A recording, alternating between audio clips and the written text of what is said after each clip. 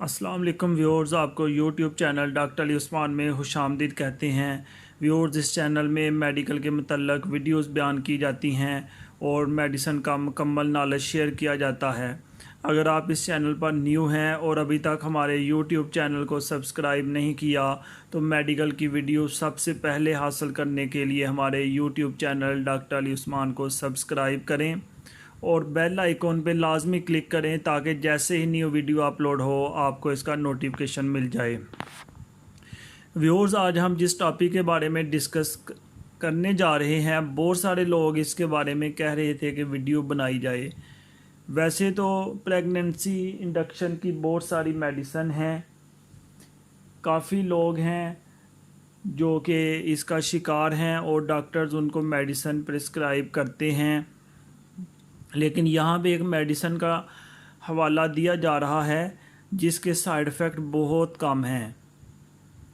इसके अलावा बहुत सारी मेडिसिन हैं जो कि प्रेगनेंसी के लिए इस्तेमाल होती हैं। जैसे एक आम इस्तेमाल होने वाली मेडिसिन क्लोमिड है, उसके बारे में अगर आप डिटेल से देखना चाहते हैं तो इसी चैनल की प्लेलिस्ट में ये वीडियो मौजूद है, आप उसको देख सकते हैं।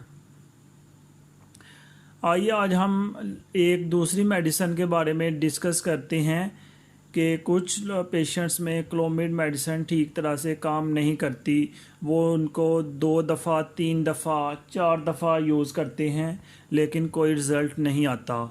तो उसके बाद जो सबसे बेस्ट मेडिसिन है जिसका रिज़ल्ट भी बहुत अच्छा है और साइड इफ़ेक्ट की अगर बात की जाए तो क्लोमिड से बहुत कम साइड इफ़ेक्ट हैं इसके, या ना होने के बराबर हैं एज़ कम्पेयर टू क्लोमिड। जी हाँ, इस मेडिसिन का नाम है लेज़रा 2.5। इसका इमेज स्क्रीन पे भी दिखाया जाएगा ताकि आपको सही तरह से आइडिया हो जाए कि ये कौन सी मेडिसिन है। इसमें लेट्रोजोल जो है सॉल्ट पाया जाता है। 2.5 की स्ट्रेंथ में आने से यूज़ करना है और डॉक्टर इसको रिकमेंड करते हैं। बेसिकली ये रोमाटेज इनहिबिटर है, या आप इसको कह सकते हैं कि ये एंटी एस्ट्रोजन है। ये फीमेल बॉडी में एस्ट्रोजन को ब्लॉक करती है जिससे माइंड को मैसेज जाता है और फॉलिकल स्टिमुलेटिंग हार्मोन रिलीज़ होता है। फॉलिकल स्टिमुलेटिंग हार्मोन एक ऐसा हार्मोन है जो कि बॉडी में एग रिलीज़ होने का ज़िम्मेदार है। तो प्रेगनेंसी तभी होगी जब एग रिलीज़ होगा, उसके बाद स्पर्म के साथ इसका मिलाप होता है और फिर प्रेगनेंसी होती है। तो लेज़रा 2.5 को डॉक्टर रिकमेंड करते हैं। इसकी डोज जो है 5 दिन इस्तेमाल करनी होती है। डेली की 1 टैबलेट लेज़रा 2.5 यूज़ करनी होती है।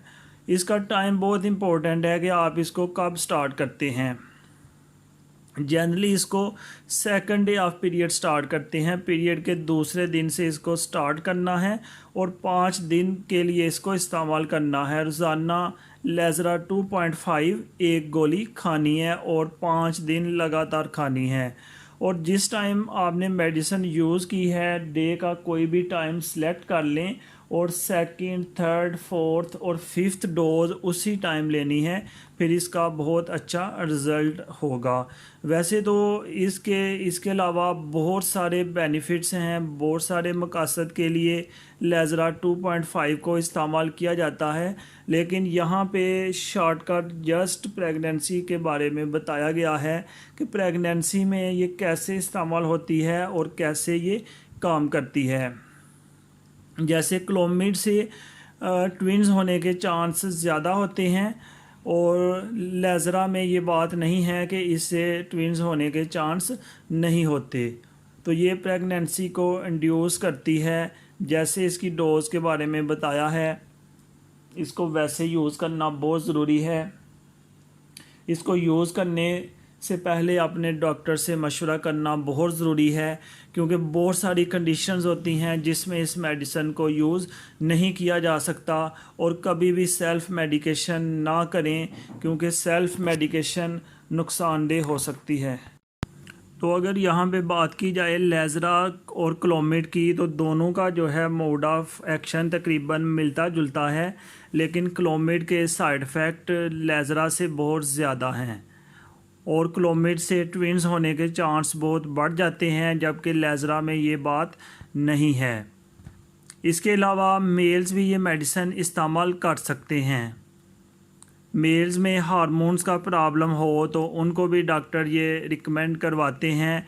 इसके अलावा जो है एक डिज़ीज़ होती है जिसको गायनिकोमेस्टिया बोलते हैं, उसमें भी इसको यूज़ करवाया जा सकता है। ये मेल्स में भी प्रॉब्लम्स हो जाती है।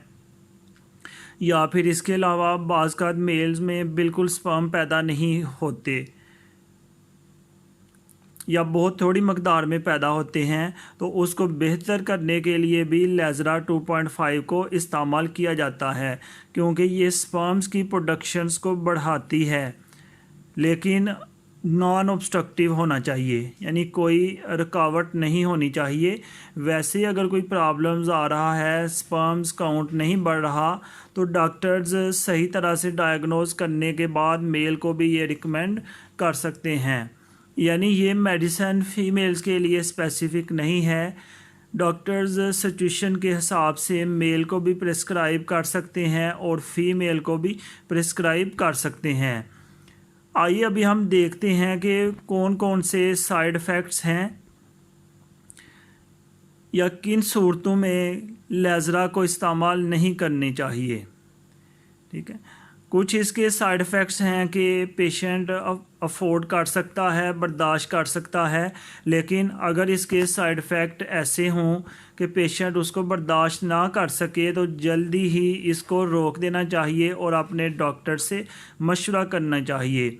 जैसे अगर स्वेटिंग हो बहुत ज़्यादा, नॉर्मली स्वेटिंग इससे होती है, लेकिन ऐसी स्वेटिंग के वो बर्दाश्त ना हो, तो उस सूरत में जल्दी से इस मेडिसिन को छोड़ के डॉक्टर के पास विज़िट करना चाहिए और सारी हिस्ट्री बतानी चाहिए कि डॉक्टर देखे कि आया किस वजह से ये प्रॉब्लम हो रहा है।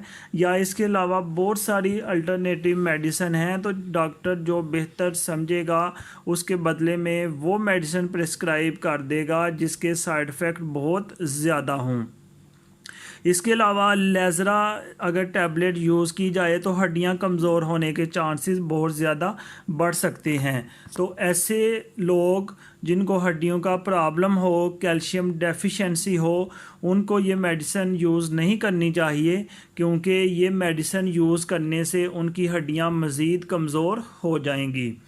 इसके अलावा एक इसका बड़ा साइड इफ़ेक्ट ये है, क्योंकि इसका मोड ऑफ एक्शन यही है कि ये एंटी एस्ट्रोजन है, एस्ट्रोजन लेवल को ये कम करती है। तो ऐसे पेशेंट जिनमें एस्ट्रोजन लेवल पहले से ही बहुत कम है, उनको भी ये मेडिसिन यूज़ नहीं करनी चाहिए, क्योंकि इस सूरत में एस्ट्रोजन लेवल मज़ीद कम होने से उनका जो लाइफ स्टाइल है या उनके बॉडी का नॉर्मल फंक्शन है वो डिस्टर्ब होगा, जिसकी वजह से मज़ीद प्रॉब्लम पैदा हो सकते हैं।